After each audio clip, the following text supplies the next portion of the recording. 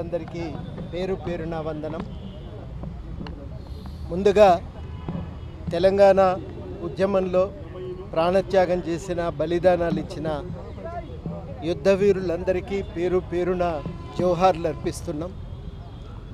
నిజంగా ఆ రోజు తెగించి ఈ నగర మున్సిపల్ మేయర్ గారు ఈ ఒక్క స్తూపమే కనుక నిర్మించకపోయి ఉంటే ఇవాళ తెలంగాణ అమరవీరుల యొక్క స్మృతి కూడా మిగిలి ఉండేది కాదు. ఈ వేదికే తెలంగాణ ఉద్యమకారుల యొక్క త్యాగాన్ని గుర్తు చేసింది, భవిష్యత్తు కర్తవ్యాలను ఎప్పటికప్పుడు నిర్దేశిస్తూ వచ్చింది. ఇక్కడ నుంచే ఎన్నో కార్యక్రమాలను నిర్వహించి విజయవంతంగా పూర్తి చేయగలిగినాం.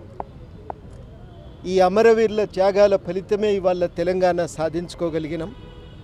ఆ తెలంగాణ సాధించుకున్న సందర్భంగా అందరికీ తెలంగాణ రాష్ట్ర ఆవిర్భావ దిన శుభాకాంక్షలు తెలియజేస్తూ ఒక రెండు విషయాలు మాత్రమే చెప్పదలిచినాం. మొట్టమొదటి విషయం ఏంటంటే, మలిదశ ఉద్యమకారులకు కూడా ఇటువంటి ఒక స్మృతి చిహ్నం నిర్మించుకోవాలని చాలాసార్లు మనం అనుకున్నాం.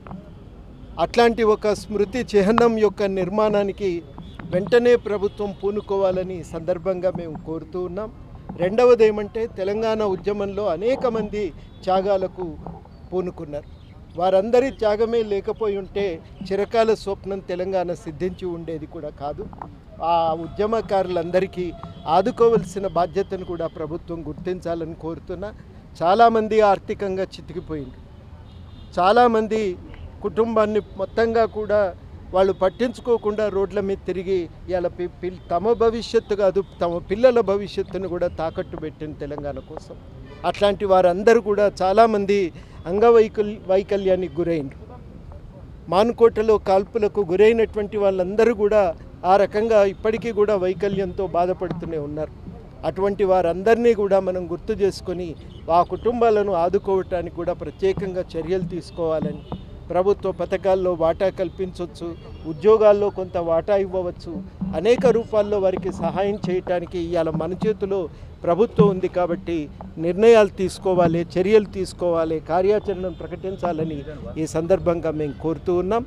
మరొకసారి అమరవీరులను గుర్తు చేసుకుంటూ తెలంగాణ సాధించుకోగలిగినందుకు వారు చేసిన తోడ్పాటుని ఈ సందర్భంగా స్మరించుకుంటూ వారందరికీ నివాళులర్పిస్తూ జోహార్ తెలంగాణ అమరవీరులకు.